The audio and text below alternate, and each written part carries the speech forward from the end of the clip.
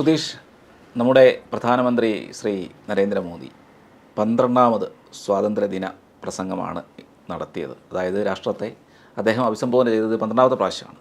പക്ഷേ ഓരോ പ്രാവശ്യവും എന്തെങ്കിലുമൊക്കെ പ്രത്യേകതകൾ ഈ പ്രസംഗങ്ങളിൽ ഉണ്ടാകാറുണ്ട്, അത് നടപ്പിലാക്കാറുമുണ്ട്. അത് സ്വച്ഛ ഭാരത് ആയിക്കോട്ടെ, ആത്മനിർഭർ ഭാരത് ആയിക്കോട്ടെ, അങ്ങനെയുള്ള എല്ലാ കാര്യങ്ങളും അദ്ദേഹം ഈ പ്രസംഗത്തിൽ കൂടെയാണ് പറയാറുള്ളത്.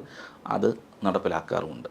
ജനധൻ യോജന എല്ലാം ഈ പ്രസംഗത്തിൽ ഉണ്ടാകാറുണ്ട്. അത് 2014 തൊട്ടേ ചെയ്യുന്നുണ്ട്.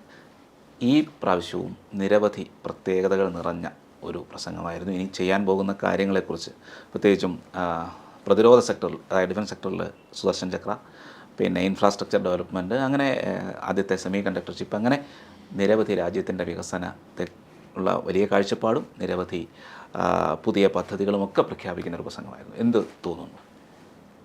വളരെ സന്തോഷമുണ്ട്. സുദർശൻ ചക്ര ആണ് അദ്ദേഹം പറഞ്ഞിരിക്കുന്നത്. മിഷൻ സുദർശൻ ചക്ര എന്നാണ് പറഞ്ഞിരിക്കുന്നത്.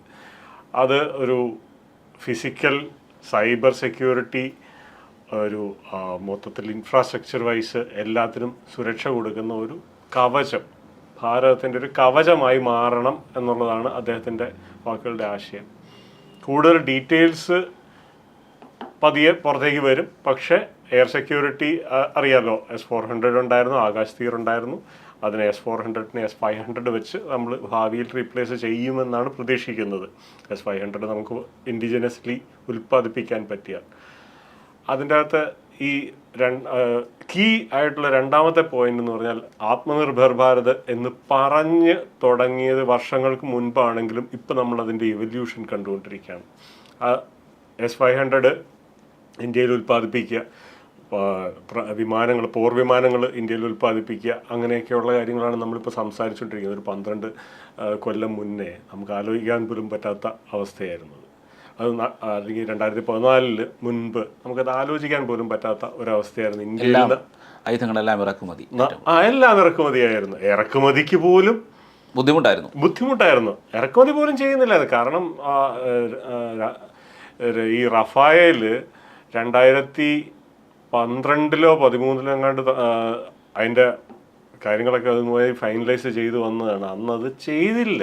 126 വിമാനങ്ങളല്ലേ, അങ്ങനെ അല്ലേ? അതാ ഇപ്പോ അത് പിന്നെ സ്റ്റോപ്പ് ആക്കിയിട്ടാണെന്ന് തോന്നുന്നു. പിന്നെ സർക്കാർ ടു സർക്കാർ, ഗവൺമെന്റ് ഡീലൊക്കെ വന്നതും ഒക്കെ അത് മോദി വന്നതിന് ശേഷമാണ്. അത് മാത്രവുമല്ല, ഇപ്പോഴും അത് കംപ്ലീറ്റ് ആയിട്ടില്ല. ഇപ്പോഴും അതിൻ്റെ ആ ആദ്യത്തെ റിക്വയർമെന്റ് ഇപ്പോഴും കംപ്ലീറ്റ് ആയിട്ടില്ല. അത് ഇന്നുകൂടി എനിക്ക് തോന്നുന്നു, ഇന്നലെയാണോ air chief marshal Indian air force പ്രത്യേകം പറഞ്ഞിട്ടുണ്ട്, നമുക്ക് ഇപ്പോഴും സ്ക്വാഡ്രൻ്റെ കുറവുണ്ട്, അത് എത്രയും പെട്ടെന്ന് റഫായേൽ വെച്ച് തന്നെ നികത്താൻ പറ്റുമെന്നുണ്ടെങ്കിൽ അങ്ങനെ എന്ന് ഇന്ത്യൻ എയർഫോഴ്സ് പറഞ്ഞിട്ടുണ്ട്. അത് ഓർമ്മിപ്പിച്ചുകൊണ്ടേയിരിക്കുകയാണ്. എയർ ചീഫ് മാർഷൽ നേരത്തെ പറഞ്ഞിട്ടുണ്ടായിരുന്നു മറ്റേ തേജസിൻ്റെ ഇത്. സ്റ്റിൽ എവല്യൂഷനുണ്ട്. നമുക്ക് നമ്മുടേതായിട്ടുള്ള സർവ്വ കുറവുകളുണ്ട്. അതെല്ലാം നമുക്ക് എല്ലാവർക്കും അറിയുകയും ചെയ്യാം. ഇത് നമ്മൾ ആത്മനിർഭർ ഭാരത് എന്ന ഇത് ആ ഒരു ഐഡിയ തുടങ്ങി അതിനെ മുമ്പോട്ട് കൊണ്ടുപോയിട്ട് നമ്മൾ അതിനെ എങ്ങും എത്തിയിട്ടില്ല. ഇപ്പോഴും വളർന്നുകൊണ്ടിരിക്കുന്ന ഒരു കുട്ടിയായ ഒരു സങ്കല്പം തന്നെയാണത്. പക്ഷേ അത് വളരുന്നുണ്ട്, അത് സംശയമില്ലാത്ത കാര്യമാണ്. നമ്മൾ ഒത്തിരി കാര്യങ്ങൾ ചെയ്തിട്ടുണ്ട്. ഓപ്പറേഷൻ സിന്ദൂറിൻ്റെ അകത്ത് സ്വന്തമായിട്ട് വികസിപ്പിച്ച അല്ലെങ്കിൽ സ്വന്തമായിട്ട് പ്രൊഡ്യൂസ് ചെയ്ത ആയുധങ്ങളായിരുന്നു 90% മേലെ നമ്മൾ അതിൻ്റെ അകത്ത് യൂസ് ചെയ്തത്. ആകാശ് തീർ എന്നൊക്കെ ഉള്ള ആ ഒരു കോൺസെപ്റ്റ് തന്നെ, അതുപോലെ തന്നെ IACCS, അതൊക്കെ വളരെ നല്ല രീതിക്ക് ഡെവലപ്പ് ചെയ്ത്, വളരെ നല്ല രീതിക്ക് ടെസ്റ്റ് ചെയ്ത്, വളരെ നല്ല രീതിക്ക് ഉപയോഗിച്ച് നമ്മുടെ രാഷ്ട്രത്തെ കാത്തു സൂക്ഷിക്കുക തന്നെയാണ് ചെയ്തത്. ഒരു പോറൽ പോലും ആ ഒരു ഇതിൽ നിന്നൊന്നും വന്നിട്ടില്ല. നമുക്ക് പറ്റിയ പരിക്കുകളൊക്കെ ആർട്ടിലറി ഫയറിങ്ങും വെടിയുണ്ടകളും കൊണ്ടാണ്. അതിന് എയർ ഡിഫൻസ് കൊണ്ട് തടയിടാൻ പറ്റില്ല.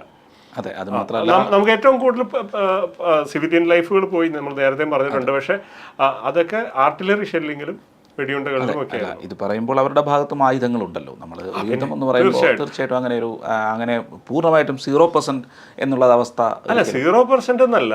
പക്ഷെ ഞാനീ പറഞ്ഞത് 100% തടയിട്ടത് എവിടെയാണെന്ന് ചോദിച്ചാൽ, യുദ്ധവിമാനങ്ങൾ കൊണ്ട് പാകിസ്ഥാൻ ആക്രമിച്ചു, മിസൈല് ആക്രമിച്ചു, ഡ്രോണിന്റെ കൂട്ടം, സ്വാം അറ്റാക്ക്, അതായത് ഒരു കൂട്ടം ഡ്രോണുകൾ വന്ന് അതിൻ്റെ എയർ ഡിഫൻസിനെ കഴിവിന് പരമാവധി മേളിലോട്ട് കൊണ്ടുവന്ന് തടയിടാൻ പറ്റാത്ത രീതിക്ക് ഡ്രോണുകൾ കടന്നു പോരുമെന്നാണ് പാകിസ്ഥാൻ വിചാരിച്ചത്. നമ്മളതിനെയൊക്കെ സക്സസ്ഫുള്ളി തടയിട്ടു. S-400 മാത്രമല്ല നമുക്കുണ്ടായിരുന്നത് എന്ന് കണ്ട് ശരിക്കും പറഞ്ഞാൽ പാകിസ്ഥാനും ലോകവും തന്നെ ഞെട്ടി. അതായത് നമ്മൾ നേരത്തെ ഉപയോഗിച്ച് അതിൻ്റെ ഡീകമ്മീഷൻ ചെയ്ത പല L-70 ഗണ്ണ്, അതായത് അത് നമ്മൾ നേരത്തെ പറഞ്ഞിട്ടുണ്ടായിരുന്നു, 2ാം ലോക മഹായുദ്ധകാലത്തെ ടെക്നോളജിയാണ് ബോഫോഴ്സിൻ്റെ L-70 ഗണ്ണ്. ആ സാധനം നമ്മൾ ഇന്ത്യൻ ആർമി കണ്ടം ചെയ്യാനായിട്ട് വെച്ചിരിക്കുകയായിരുന്നു. നമ്മുടെ എയർ ഡിഫൻസിന് വേണ്ടി തന്നെയാണ് യൂസ് ചെയ്തുകൊണ്ടിരുന്നത്. പക്ഷേ ആൾക്കാർ കയറുന്ന മാനുവലായിട്ട് ഫയർ ചെയ്യുന്ന, നമ്മൾ ഇപ്പോഴും World War II സിനിമകളൊക്കെ കണ്ടു കഴിഞ്ഞാൽ ആ ഗണ്ണ് അതിൻ്റെ അകത്ത് ഇപ്പോഴും ഉണ്ട്. ആ സാധനം മാനുവലായിട്ടായിരുന്നു നമ്മൾ ഫയർ ചെയ്തുകൊണ്ടിരുന്നത്. പക്ഷേ ഇപ്രാവശ്യം അതിനെ ഓട്ടോമേറ്റ് ചെയ്ത് കഴിയുമ്പോൾ അതിൻ്റെ ആക്യുറസി കൂടി, പ്രിസിഷൻ കൂടി, സ്പീഡ് കൂടി. മാത്രമല്ല, തീർന്നില്ല, ചെലവ് കുറഞ്ഞു. ചെലവ് കുറഞ്ഞു എന്ന് പറഞ്ഞാൽ ഇത് സ്റ്റാൻഡേർഡ് നാറ്റോ റൗണ്ടാണ്. ചെലവ് കുറയുമല്ലോ, കാരണം കളയാൻ വെച്ചിരുന്ന സാധനമാണ്. അതിൻ്റെ ഇത് അമ്യൂണിഷൻ നമ്മുടെ ഉണ്ടായിരുന്നു. ആ അമ്യൂണിഷൻ കളയേണ്ടി വന്നില്ല, ഗണ്ണും കളയേണ്ടി വന്നില്ല. പകരം അതിൻ്റെ അകത്ത് കുറച്ചുകൂടെ പൈസ ഇട്ടിട്ട് അതിനെ റോബോട്ടിക്സ് വെച്ച്, ഹൈഡ്രോളിക്സ് വെച്ച് ഓട്ടോമേറ്റ് ചെയ്യുകയാണ് ചെയ്തത്. തീർന്നില്ല, നമ്മൾ പഴയ ടാങ്കുകൾ നമ്മൾ ഓട്ടോമേറ്റ് ചെയ്യാനായിട്ടുള്ള ഓട്ടോമേറ്റഡ് ടാങ്ക്, ആളില്ല ടാങ്കുകൾ ഉണ്ടാകാനായിട്ടുള്ള പരിപാടികൾ തുടങ്ങിയിട്ടുണ്ട്. നമ്മൾ ഈ ഒരു കാര്യത്തിൽ, അതായത് നമ്മുടെ പഴയ ടാങ്കുകൾ നമ്മൾ ഓട്ടോമേറ്റ് ചെയ്ത് ആളില്ലാത്ത രീതിക്കാക്കി അത് കണ്ടം ചെയ്യാനായിട്ട് വെച്ചിരുന്ന സാധനങ്ങൾ തന്നെ ഇനി അങ്ങനെയല്ലാതെ മറ്റേ ഡ്രോണ് പോലെ അതിൻ്റെ അകത്ത് ആൾക്കാരൊന്നും ഇല്ലാതെ ഇത് ഫുൾ ഓട്ടോമാറ്റിക്കായിട്ട് ഓടുന്ന രീതിക്ക് മുമ്പോട്ട് കൊണ്ടുപോകാനുള്ള പരിപാടികളൊക്കെ നമ്മൾ തുടങ്ങിയിട്ടുണ്ട്. അങ്ങനെ പല കാര്യങ്ങളും, അതായത് ഒന്നും വെറുതെ കളയണ്ട, പകരം അതിനെ റീപർപ്പസ് ചെയ്യുക. നമ്മുടെ കയ്യിലുള്ള ആയുധങ്ങളെ, കളയാൻ വെച്ചിരിക്കുന്ന ആയുധങ്ങളെ, പഴഞ്ചൻ ആയുധങ്ങളെ റീപർപ്പസ് ചെയ്യുക എന്നുള്ളതാണ്.